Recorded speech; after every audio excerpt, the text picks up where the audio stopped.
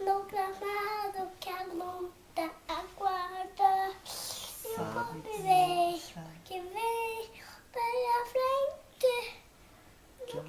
Nessa do prédio não data. Eu vou lançador da partida. Transformando a saudade para.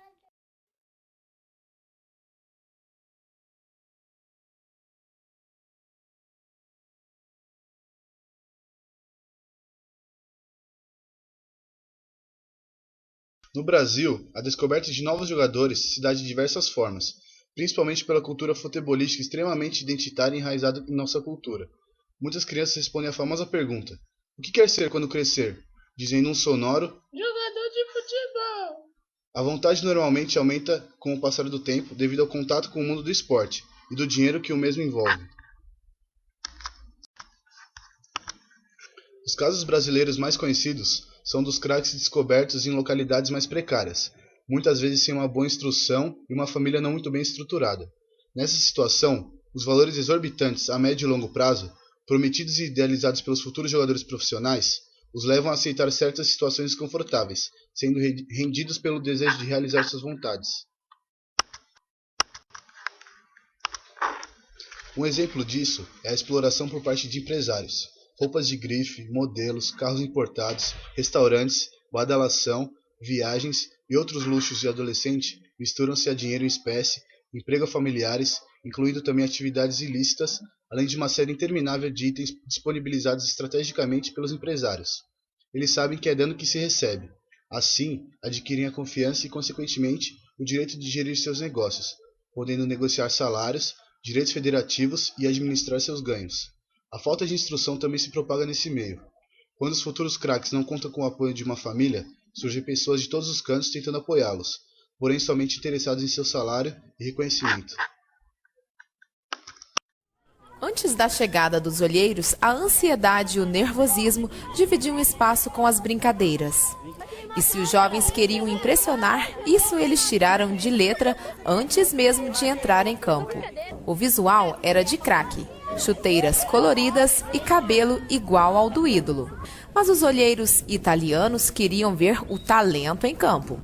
Segundo Ivan Zarpellon, após o Peneirão, os escolhidos vão para Cuiabá com todo o suporte. Um alojamento, um quarto, ele vai, até que ele fica lá uma semana, tá tudo tranquilo, comida, dormir, alojamento, tudo quanto é tudo na nossa, que nós bancamos para ele. E para ter essa oportunidade, o talento tem que ir além da capacidade física. Uma das principais exigências é a educação. Primeiras coisas tem que estudar.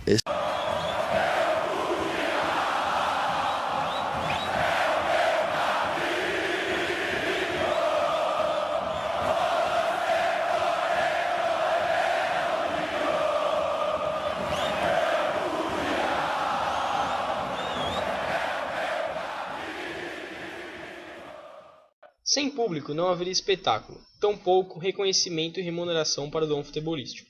Sem o suporte do clubismo, o futebol não teria forjado um público fiel e jamais teria alcançado tamanha popularidade. No caso específico do futebol, um clube é uma instituição político-administrativa responsável pela organização de uma equipe que compete com outras e, portanto, compete com outros clubes.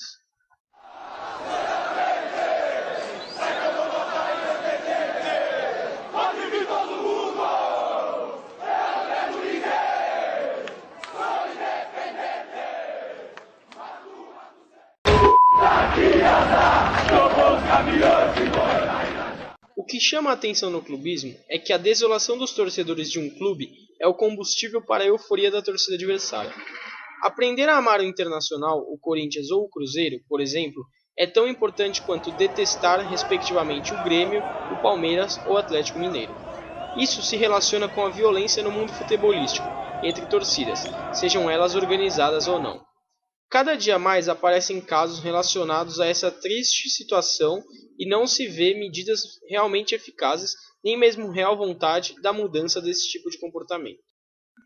O Brasil tem dinheiro disponível para aplicar em eventos esportivos, porém existem lacunas a serem preenchidas no âmbito social. como na saúde pública, educação, segurança, saneamento básico, etc. Essas lacunas deixam transparecer um certo descaso por parte dos políticos com a população em geral. Certamente, não é toda a população que é contrária aos investimentos de grandes montantes em obras e ações relacionadas ao futebol. Porém, esta que apoia faz isso ou pelo motivo de não depender em nada dos gastos públicos ou por ser ignorante e não perceber qual deveria ser o real destino de seus tributos. Mudou de país à toa. E como toda grande negociação de futebol que se preze, a de Neymar também gerou números bem extravagantes. Com o salário de um mês do jogador, cerca de R$1,5 milhão de reais, Neymar compraria diversos mimos. Só a reforma do estádio de Pituaçu, localizado na Bahia, custou R$55 milhões, o equivalente a 2 hospitais pediátricos com capacidade de 280 leitos cada um.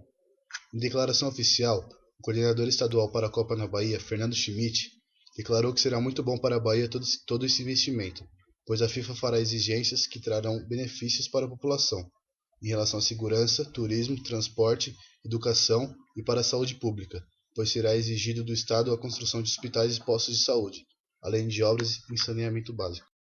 Outro exemplo de descaso com o povo é a atual situação da cearense Diana do Nascimento, que mora na favela da Paz, ocupada por 400 famílias a menos de 1 quilômetro do estádio de Itaquerão.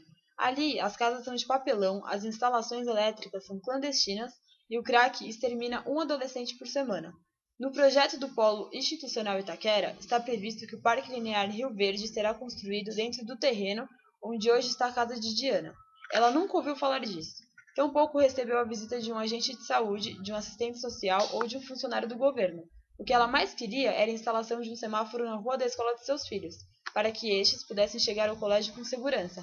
Há cerca de um mês foi pintada uma faixa de pedestres, porém os carros insistem em não respeitar.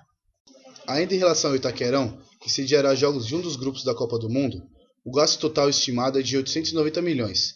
Deste total, cerca de 510 milhões foram financiados pelo governo do estado, apesar deste ter dito no começo das obras que não financiaria nenhum centavo do empreendimento. Com o valor que foi destinado ao Itaquerão, poderiam ser construídas 400 unidades de educação infantil, 100 escolas técnicas, mais de 40 quilômetros de corredores de ônibus, 16 hospitais bem equipados, 1.400 pistas profissionais de atletismo ou 10.500 casas populares. Porém, não é só isso que deve preocupar o cidadão. A influência que grupos da iniciativa privada vêm exercendo sobre o futebol deve ser observada com maior atenção. É pertinente lembrar que o futebol passou a ser manipulado por grupos empresariais que só visam o lucro, por grupos de máfia que exploram as apostas, da intermediação da venda de grandes jogadores, lavagem de dinheiro e outras jogadas duvidosas. Para quem acredita em Chapeuzinho Vermelho, Mula Sem Cabeça, Chupa-Cabra e Papai Noel, é só torcer, alegrar-se e depois pagar a conta dessa Copa, com cabeça, pescoço, tronco e membros de mais um tremendo 171. O amor é cego e a paixão também. Há muito tempo, o torcedor brasileiro deixou de enxergar as consequências que o mundo futebolístico implica em sua vida. Muitos assistem, mas poucos compreendem de fato o que são royalties de petróleo.